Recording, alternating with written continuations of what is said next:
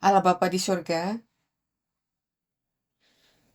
sungguh hari yang penuh kemuliaan untuk bisa memiliki umat-Mu dari seluruh bangsa datang menari dan merayakan bersama untuk menerima firman-Mu, untuk merayakan kebaikan-Mu.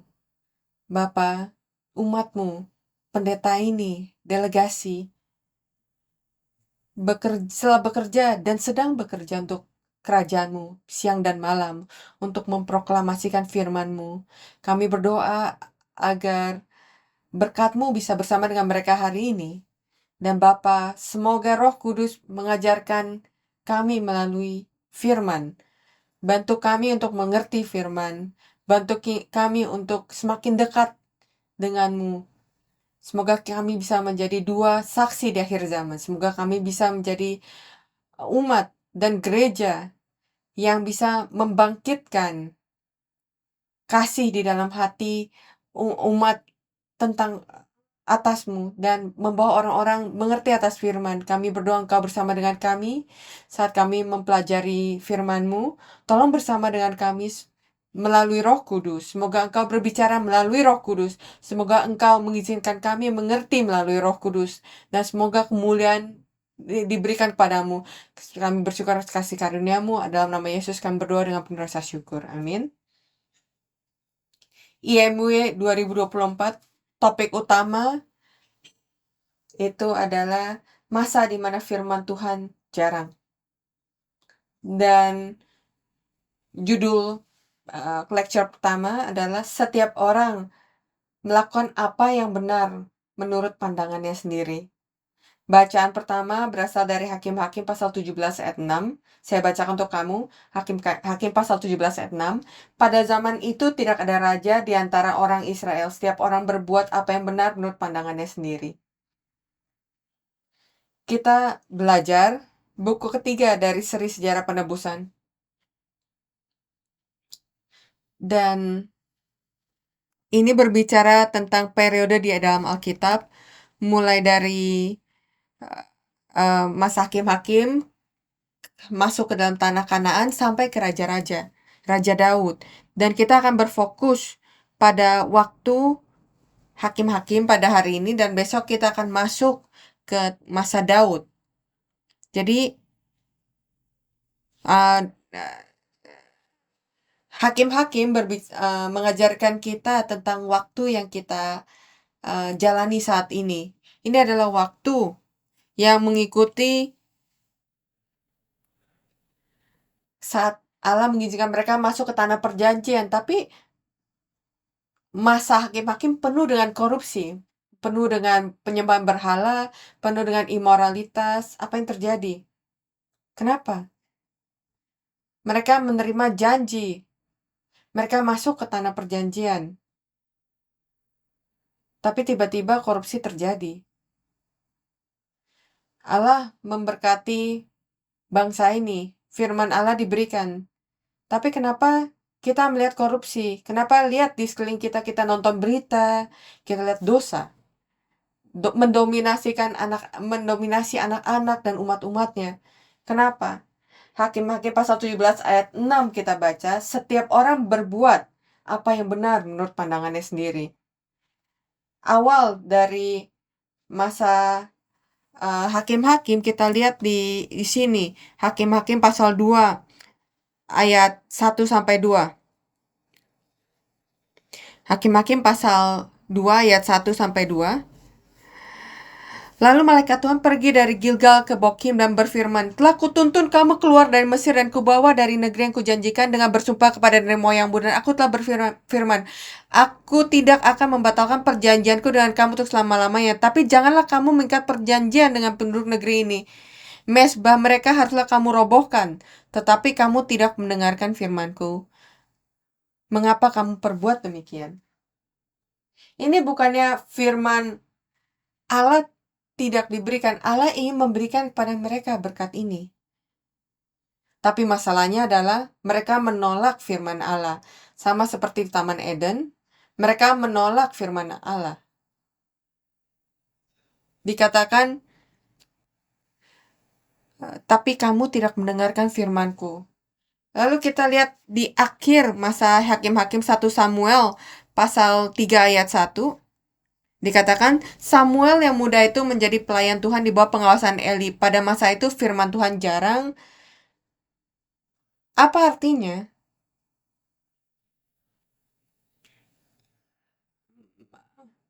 Makanannya tidak well done. Artinya jarang, berarti tidak tidak bisa ditemukan. Pendetanya tidak, imamnya tidak memberitakan firman Allah. Penglihatan-penglihatan pun tidak sering. Jadi firman Tuhan tuh jarang. Jadi mulai dari awal masa hakim-hakim, mereka menolak firman Allah. Pada akhir masa hakim-hakim, firman Tuhan itu jarang. Jadi apa yang terjadi ketika firman Tuhan jarang?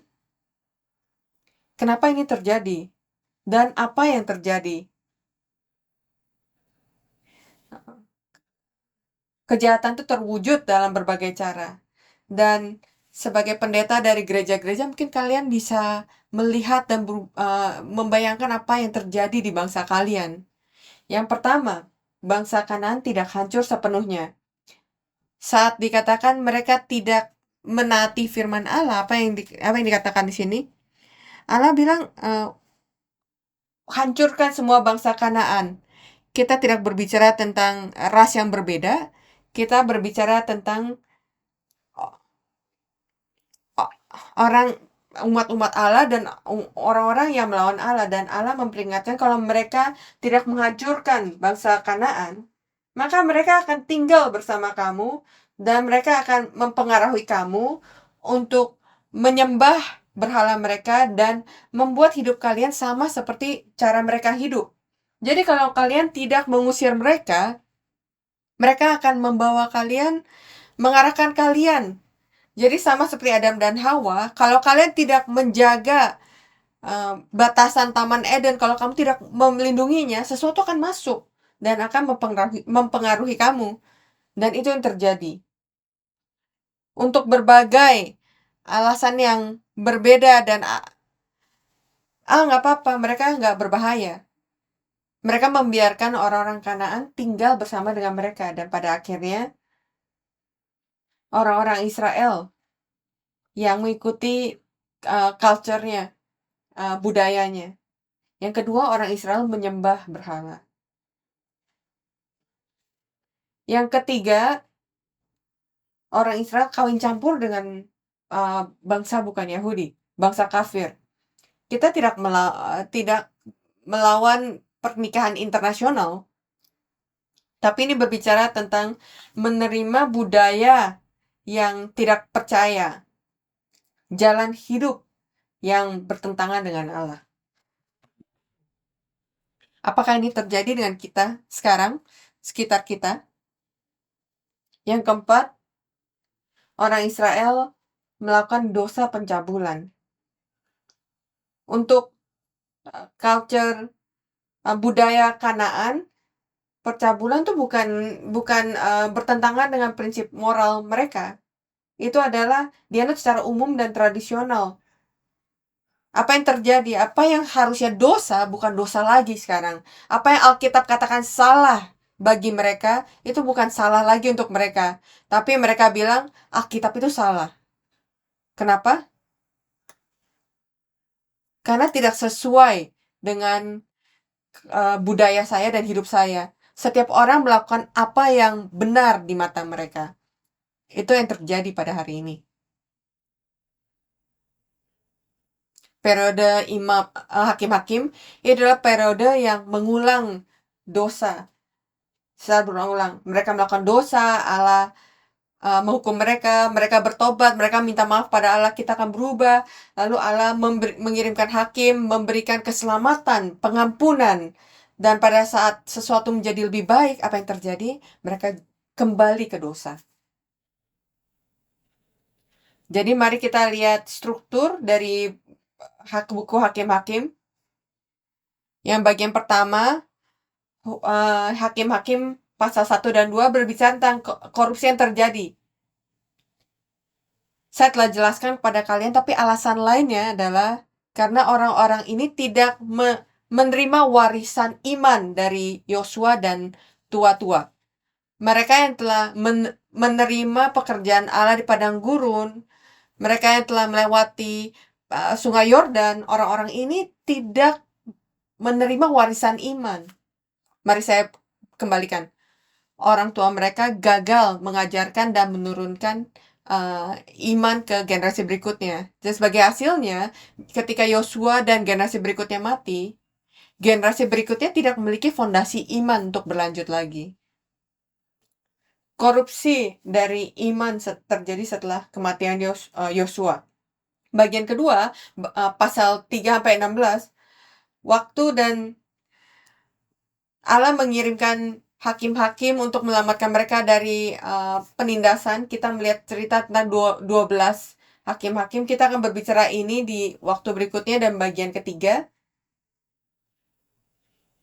Pasal 17-21 berbicara tentang korupsi, kejatuhan, dan dosa pada masa hakim-hakim.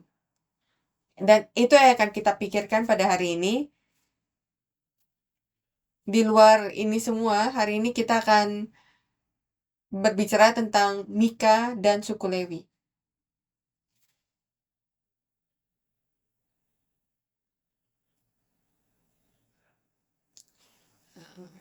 Kejahatan terwujud. Mari kita lihat di Hakim-Hakim pasal 17. Saya perlu bantuan kalian untuk menganalisa bacaan ini. Mari kita lihat Mika, Hakim-Hakim pasal 17 ayat 1-6. Kita akan baca satu persatu.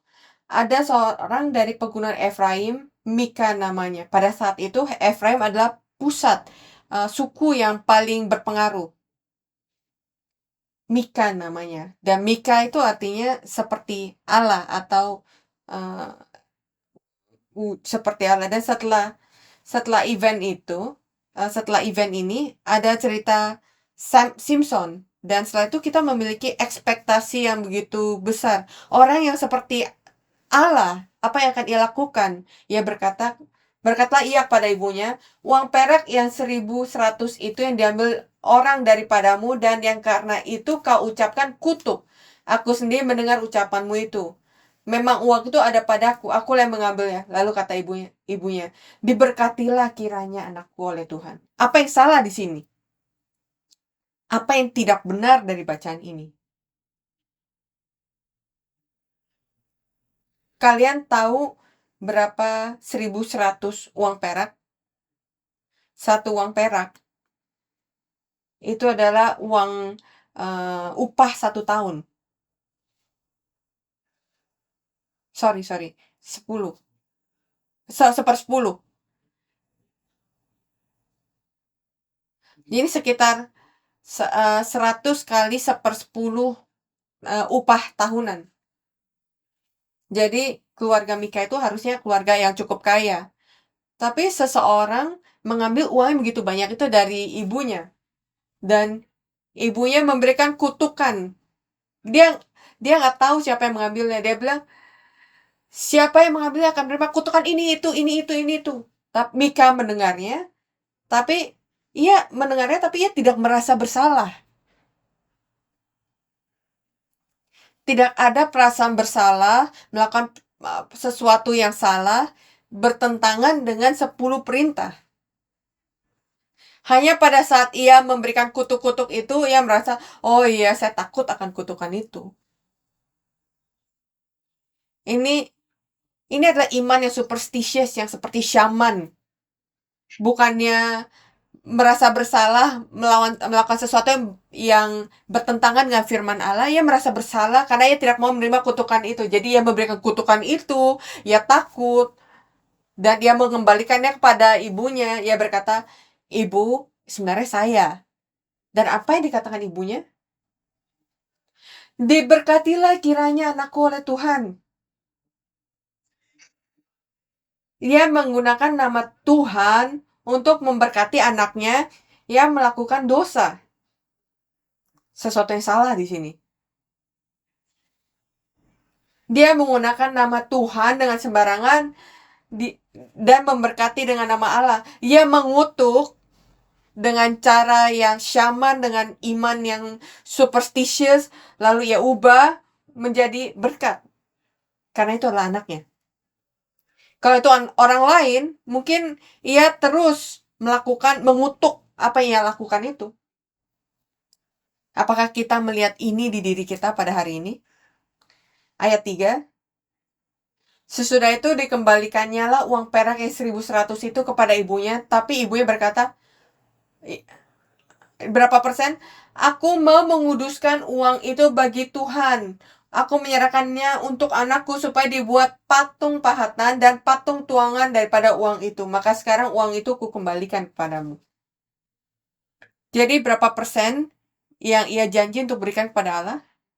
100%. Semuanya. Saya berikan kepada Tuhan. Untuk apa? Untuk membuat patung pahatan. Ayat 4. Tetapi orang itu mengembalikan uang itu kepada ibunya, lalu perempuan itu mengambil 200 uang perak. Tunggu. Bukannya dia bilang semuanya? Harusnya 1.100. Tapi begitu ia ambil uang itu, dia ganti pikirannya menjadi 200. Dan apa yang lakukan? Saat ia kembalikan kepada ibunya mengambil 200 uang perak dan berikan pada tukang perak yang membuat patung pahatan dan patung tuangan daripada uang itu, lalu patung itu ditaruhlah di rumah Mika. Dan dia bilang uang itu diberikan kepada Tuhan. Jadi apa yang lakukan?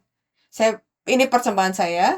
Jadi saya melakukan apa yang saya mau dengan persembahan saya. Saya menentukan apa yang diterima Tuhan. Saya nggak peduli dengan apa yang Allah mau, saya akan berikan apa yang saya pikir ia akan suka. Setiap orang melakukan apa yang benar di mata mereka sendiri. Ini maksudnya. Inilah persembahan saya, jadi saya yang putuskan. Saya putuskan bagaimana ini digunakan.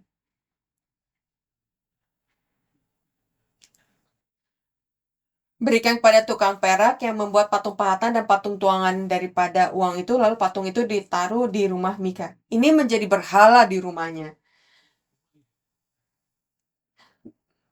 Jadi saat ia kembali, kita telah baca ayat 5, Mika ini mempunyai kuil. Kuil apa? Kuil berhala. Dibuatnya lah efod. Apa itu efod? Efod adalah garment imam. Pakaian imam. Secara Alkitabiah dan berdasarkan pengertian Yahudi, ini adalah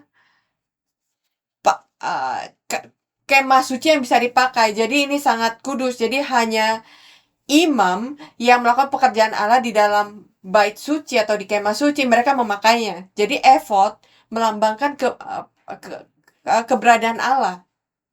Tapi siapa yang membuatnya? Mika yang membuatnya. Ini hanya untuk imam Allah, tapi ia membuatnya. Dan rumah berhala, ya kan? Terafim. Efod dan terafim ditahbiskannya salah seorang anaknya laki-laki yang menjadi imamnya. Siapa itu imam? Imam itu ditunjuk oleh Allah, tapi ia menunjuk salah satu anaknya sebagai imam. Ia membuat efod dan menaruhnya di rumah berhala. Apa yang ia lakukan? Dan pada tempat itu ada berhala untuk kekayaan, untuk kesuburan, untuk kesehatan, untuk ini, untuk itu, dan ada efod.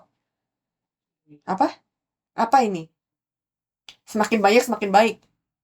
Tentu saja saya percaya pada Allah. Saya memiliki berkat Allah bersama dengan berkat-berkat lainnya. Saya berdoa untuk Allah tidak bekerja, jadi saya pergi ke berhala. Lebih banyak pilihan. Kita mungkin tidak melakukannya, tapi bahkan di gereja pada saat ini, orang-orang memiliki sudut pandang seperti itu. Kalau saya berdoa kepada Tuhan, kepada Allah, dan saya tidak mendapatkan jawabannya, saya menggunakan uangnya. Saya memiliki teman dokter, teman politikus. Saya memiliki cara saya sendiri. Ayat 6. Pada zaman itu tidak ada raja di antara orang Israel. Setiap orang berbuat apa yang benar menurut pandangannya sendiri. Nah, kita akan lanjutkan ke bagian kedua dari Hakim-Hakim pasal 17. Apakah ini menarik? Apakah ini mengejutkan? Orang-orang yang dipanggil oleh Allah melakukan pekerjaan seperti ini. Pada saat ini, saya minta maaf karena berkata hal seperti ini, tapi saya bisa berkata ini kayak saya juga pendeta. Bahkan mereka yang berkata, mereka telah percaya kepada Allah bertahun-tahun. Kadang-kadang kita tidak hanya menyembah Allah, kita menyembah Allah bersama dengan yang lainnya. Yang kedua, seorang Lewi. Maka ada seorang muda dari Bethlehem Yehuda, dari kaum Yehuda, ia seorang Lewi, dan tinggal di sana sebagai pendatang. Lalu orang itu keluar dari kota Bethlehem Yehuda untuk menetap sebagai pendatang di mana saja ia mendapat tempat. Dan dalam perjalanannya itu, sampailah ia ke pegunungan Efraim di rumah Mika. Apa yang salah di sini? Dia adalah orang Lewi, tinggal di Bethlehem Yehuda. Kenapa? Karena pada saat ia masuk ke tanah Kanaan, orang Lewi tidak diberikan bagian dari tanah itu. Orang Lewi harus ditunjuk untuk tinggal di berbagai suku dan melayani di suku itu. Jadi tugas mereka adalah seperti pendeta di suku itu. Jadi mereka ditunjuk untuk tinggal di suku itu dan hidup di sana. Mereka tinggal bersama dengan orang-orang di sana dan mereka melayani di sana. Tapi apa yang dilakukan oleh orang Lewi ini? Dia bilang, saya nggak suka di sini. Dia berkata, saya akan pergi kemanapun saya mau. Artinya, saya akan pergi ke suatu orang atau tempat di mana saya bisa mendapatkan uang lebih. Atau saya bisa dikenal lebih lagi. Kemanapun saya mau. Jadi pergi. Dan dia pergi ke Efraim di rumah Mika. Mika berkata, bertanyalah Mika kepadanya, engkau dari mana? Jawabnya padanya, aku orang Lewi dari Bethlehem Yehuda, dan aku pergi untuk menetap sebagai pendatang di mana saja aku mendapat tempat. Apa yang harus dikatakan Mika kepada orang Lewi ini? Allah menunjukkan tempat untuk kamu, itu di Bethlehem. Tapi apa yang ia lakukan? Mika nggak berkata seperti itu. Lalu kata Mika kepadanya, tinggallah padaku dan jadilah bapa dan imam bagiku, maka setiap tahun aku akan memberikan kepadamu 10 uang perak. 10 uang perak, itu upah tahunan. Dan beberapa benefit lainnya. Apa benefitnya? Sepasang pakaian serta makananmu. Saya berikan maintenance. Haleluya. Dia berkata, oh wow, ini bagus sekali. Boleh nggak saya tanda tangan kontrak 10 tahun dengan kamu? Offer yang sangat baik. Orang Lewi itu nggak bertanya, setuju. Orang Lewi itu setuju untuk tinggal padanya. Orang muda itu menjadi seperti salah seorang anaknya sendiri. Apa yang terjadi di sini? Jadi Mika mengurapi orang Lewi itu, mentahbiskan orang Lewi itu. Jadi siapa yang mentahbiskan? Harusnya kan Lewi yang mentahbiskan orang-orang itu kan. Tapi ia mentasbihkan orang Lewi itu dan berkata, kamu sekarang orang Lewi dan imam. Tidak semua orang Lewi bisa menjadi imam, tapi Mika menunjuknya sebagai orang menjadi imam. Mulai sekarang kamu pendeta. Mulai sekarang kamu nabi pendeta. Untuk siapa? Bukan untuk seluruh suku, tapi untuk saya, untuk keluarga saya. Dan Mika berkata di ayat 13, sekarang tahulah aku bahwa Tuhan akan berbuat baik kepadaku karena ada seorang Lewi menjadi imamku. Apa yang dikatakan di sini? Sekarang Tuhan akan menguduskan aku. Akan berbuat baik padaku. Saya memiliki efod, saya memiliki imam, saya memiliki semua persyaratan yang diminta oleh Allah, oleh Tuhan. Maka ia akan berbuat baik padaku. Memiliki Saya memiliki imam, Lewi menjadi imamku yang saya tasbihkan. Saya benar-benar berdoa kalau gereja ini dan gereja kamu tidak menjadi seperti ini.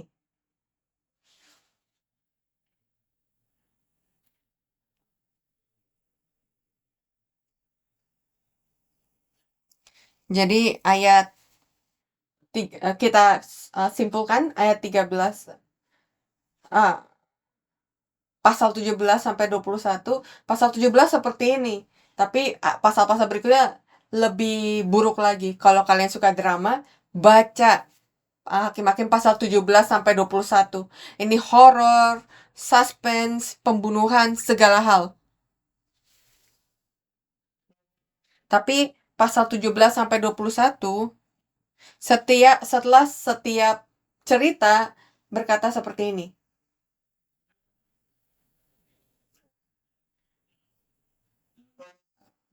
Semua ditutup. Pada zaman itu tidak ada raja di antara orang Israel. Setiap orang berbuat apa yang benar menurut pandangannya sendiri. Semua semua pasal ditutup dengan itu. Pasal 18, pasal 19. Tidak ada raja-raja di Israel, tidak ada raja di Israel dan dan bacaan pada akhirnya pada zaman itu tidak ada raja di antara orang Israel. Setiap orang berbuat apa yang benar menurut pandangannya sendiri. Apakah tidak ada raja di Israel? Sesuatu yang spesial dengan bangsa Israel pada saat itu, berbeda dengan bangsa yang lain.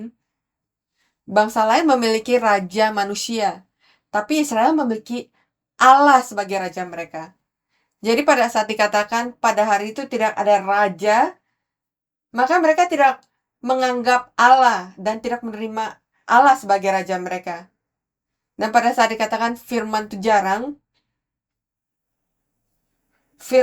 jarang dan tidak diterima dan tidak ditaati. Itulah waktu ketika orang memiliki kedaulatan. Saya ingin menjadi raja dan bukannya menjadikan Allah sebagai raja saya. Dunia yang kita tinggali pada saat ini, siapa rajanya? Siapa yang memiliki kedaulatan?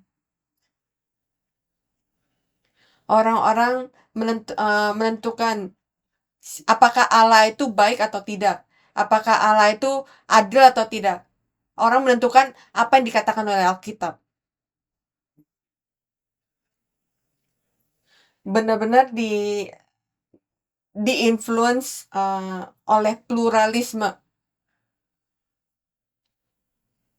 Mereka bingung dengan kepercayaan yang berbeda-beda. Mereka datang ke gereja dan membawa budaya dari agama mereka sebelumnya dan mereka mengubah nama Tuhan mereka.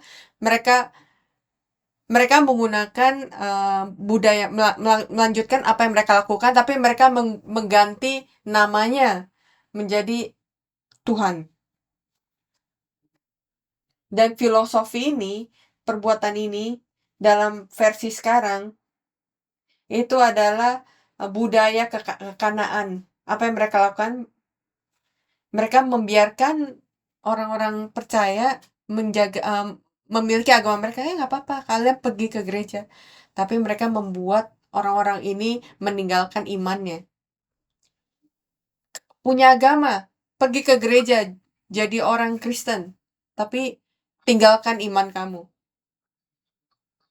Kekristenan menjadi cara untuk memenuhi tujuan mereka sendiri dan bukannya mencari dan mengerti apa yang menyenangkan bagi Allah. Mereka menggunakan agama, mereka menggunakan nama Allah untuk mencari apa yang saya mau, untuk memenuhi uh, ketamakan saya. Jadi di bacaan ini, pasal ini kita melihat penipuan, kebohongan, pencurian, berhala, bingungan akan iman. Dan di sini di pasal 18 sampai 19 kita melihat berhala, ketamakan, ketidakjujuran, segala sesuatu dilakukan. Bahkan imam, bahkan Lewi, segala hal dilakukan untuk memenuhi ketamakan saya, untuk memenuhi kehendak saya. Tentu saja mereka punya alasan mereka, rasional mereka. dan imoralitas, iri, dan pembunuhan. Apa yang kamu lihat? 10 perintah sudah rusak. Ini adalah semua bagian dari 10 perintah yang tidak dijaga kan. Firman Allah itu jarang. Artinya mereka menentang firman Allah yang diberikan kepada mereka. Jadi untuk situasi seperti ini, waktu yang kita jalani, budaya yang kita jalani, betapa bedanya dengan masa-masa hakim-hakim ini cukup mirip kan? Apakah ada harapan? Kalau kita lihat pada masa hakim-hakim, apakah ada harapan? Tidak ada harapan melihat orang-orang ini. Harapannya hanya kasih Allah yang tak berkesudahan. Kalau saya ada di posisi Allah, dan saya bersyukur saya tidak, saya mungkin akan hancurkan mereka semua. Tapi Allah itu sangat sabar, dan kesabarannya tak ada akhirnya. Dan apa yang mereka lakukan? Konklusi, Allah memberikan akhir pada korupsi itu. Imam Eli itu adalah contoh gereja yang korup pada saat itu. Pendeta yang korup pada saat itu. Pendeta atau imam yang tidak memberitakan firman Allah. Kematian Eli menunjukkan ke akhir dari korupsi itu. Allah menaruh akhir pada korupsi itu. Dan ia membawa Nabi Samuel. Pada masa sangat gelap, secara rohani sangat gelap. Pada saat tidak ada harapan, setiap orang meninggalkan imam dan firman Allah. Dan seperti pada masa Mesir, perbudakan di Mesir. Sama seperti masa sebelum kedatangan Yesus, apa yang Allah lakukan? Allah mengirim orang untuk membawa firman kepada orang-orang yang jatuh itu. Allah membawa Musa ke Israel, ke Mesir. Dan Allah membawa Nabi Samuel, dan pada akhirnya Allah sendiri datang kepada kita. Dan saya percaya itu alasan kenapa kita di sini. Pada setiap bangsa yang menjadi gelap secara rohaniah dan semakin gelap, Allah mengirim kalian untuk membawa firman ke sana. Itu adalah harapan satu-satunya untuk bangsa itu menjadi bangkit. Tanpa itu tidak ada harapan. Dan kami benar-benar percaya kalau Allah akan menggunakan setiap dari kalian untuk memberikan cahaya dari firman Allah untuk kembali ke gereja kalian dan untuk bangsa kalian. Itu adalah pekerjaan dan misi yang Allah berikan kepada kita. Apakah kamu setuju? Apakah kamu percaya pada hal itu? Amin. Amin. Jadi Allah mengingatkan kepada mereka, kamu telah kehilangan tabut perjanjian. Tabut perjanjian itu sudah hilang lebih dari 100 tahun. Dan beritahukan pada mereka, kamu harus mengembalikan firman Allah. Tapi di dunia kita, tabut perjanjian itu mungkin sudah hilang, tapi kita harus mengembalikan apa yang ada di alamnya, yaitu firman Allah, dan itu menunjukkan pada Yesus Kristus. Dan di bawah Nabi Samuel, mereka pergi ke pertempuran Mispa, dan mereka sekali lagi merasakan keberadaan Allah di sana. Pada saat mereka taat pada firman Allah, mereka menang. Allah memperingatkan mereka, saya belum meninggalkan kalian. Saya masih bersama dengan kalian. Bahkan melalui semua dosa, korupsi, penyembahan berhala, imoralitas, saya masih belum meninggalkan kalian. Jadi, dengan kasih karunia Allah, pengampunan Allah, ia memberikan raja kepada mereka. Dan raja ini harus memimpin setiap orang ke kerajaan dan kedaulatan Allah yang merupakan raja dari segala raja. Saya akan berhenti di sini. Dan kita akan belajar tentang Raja Saul, Raja Daud, dan lebih tentang masa hakim-hakim di lecture berikutnya. Kamu masih bangun? Amin. Mari kita berdoa. Allah Bapa di surga, kami bersyukur atas kasih-Mu yang tak berkesudahan. Kami bersyukur atas pengampunan-Mu, dan kami bersyukur atas darah Yesus Kristus. Dan itu adalah alasan kenapa kita masih di sini. Kami melihat semua korupsi ini, semua jatuhan yang telah kita pelajari di Hakim-Hakim pasal 17 dan menaruhnya di dalam hati kami, dalam hidup kami. Tapi Bapa, kami di sini karena Engkau telah mengirim Yesus Kristus pada kita dan Engkau tidak pernah meninggalkan kami. Dan sekarang kami percaya Bapa, Engkau memanggil kami setiap delegasi di sini untuk kembali kepada umatnya, jemaatnya, supaya mereka menemukan harapan, supaya mereka bisa bertobat dan kembali kepadamu dan menerima cahaya ini, terang ini. Dan kami berdoa, Engkau memberikan terang yang bercahaya dengan terang sekali kepada setiap delegasi ini. Semoga Roh Kudus-Mu bisa penuh di dalam diri mereka. Dan Bapa, tolong maafkan atas kekurangan kami, kelemahan kami. Dan kami berdoa Roh Kudus-Mu akan menuntun kami dan gunakan kami. Semoga hari di mana Injil-Mu, firman-Mu, dan akhir akan tiba pada waktu kami. Kami bersyukur atas kasih karunia-Mu. Dalam nama Yesus kami berdoa dengan proses syukur. Amin. Kita berikan syukur pada Allah.